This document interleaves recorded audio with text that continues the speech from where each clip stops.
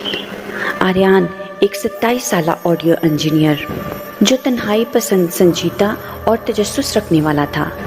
آریان کو آوازوں سے عشق تھا۔ وہ آڈیو انجینئر تھا، ہر دن نئے پروجیکٹس، پوڈ کاسٹ اور فلموں کی آوازیں ایڈٹ کرتا تھا۔ اس کا ایک ہی اصول تھا کہ آوازوں کو صاف سنو، کیونکہ کچھ نہ سنائی دینے والی آوازیں بہت کچھ کہہ جاتی ہیں۔ ایک رات وہ دفتر سے گھر لوٹا۔ اسے اپنے ای میل سے ایک نامعلوم آڈیو فائل موصول ہوئی، بغیر کسی سبجیکٹ اور بغیر کسی بھیجنے والے کے۔ تجسس سے مجبور ہو کر اس نے ہیڈ فون لگایا اور فائل چلائی۔ شروع میں صرف سناٹا تھا اور ہلکی ہلکی ہوا کی سرسراہٹ۔ بعد میں ہلکی سی کسی کے قدموں کی آوازیں آنے لگیں، جیسے کوئی زمین پر گھسٹتا جا رہا ہو، اور پھر ہلکی سی کانپتی ہوئی آوازیں آنے لگی۔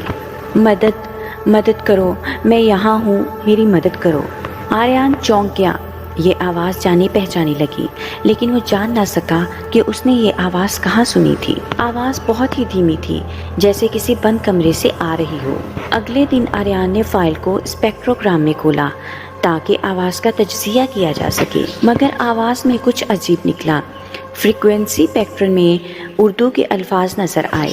تصور کریں، آواز کی لہروں میں الفاظ دکھائی دیے، یہ میری نہیں، تمہاری آواز ہے۔ آریان کی سانس رک گئی۔ کیا یہ میری آواز ہے؟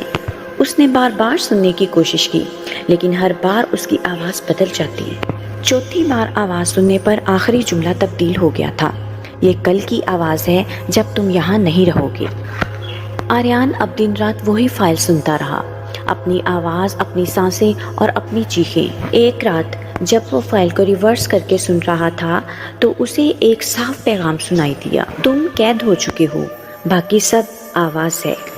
آریان نے ہیڈ فون اتار کر پھینک دیے۔ اس نے کمرے سے باہر نکلنے کی کوشش کی، لیکن کمرے کا دروازہ بند تھا۔ نہ کوئی انٹرنیٹ، نہ کوئی سگنل، صرف خاموشی ہی تھی، لیکن اس کے کمپیوٹر سے وہی آواز آ رہی تھی۔ اگلی صبح آریان کا فلیٹ خالی تھا، کمپیوٹر آن تھا اور وہی فائل کھلی تھی۔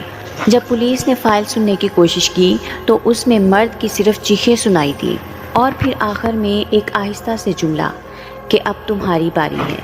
کیا آواز نے آریان کو نگل لیا، یا خود ہی وہ اپنی آواز میں ہمیشہ کے لیے قید ہو گیا؟ اب جب بھی کبھی تمہیں انجان آڈیو فائل ملے تو سنو ضرور، لیکن آخری بار۔